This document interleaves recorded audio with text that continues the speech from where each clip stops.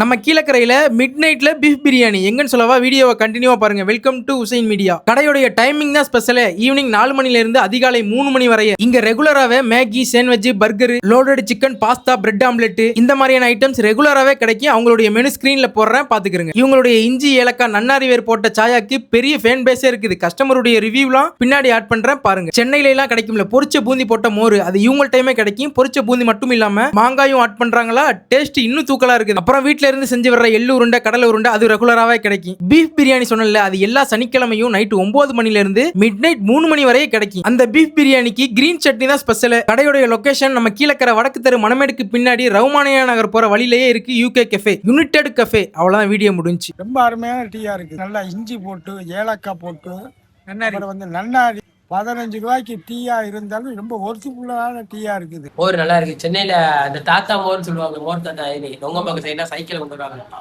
அதை விட கொஞ்சம் பெட்டரா தான் இருக்கு. அதே மாதிரி பிரியாணியுமே இங்க கிடைக்குது. சனிக்கிழமை நைட்டு மட்டும் இங்க பிரியாணி கிடைக்கும். வந்துட்டு புளியந்தோப்பு ஸ்டைல் தான் அப்படியே.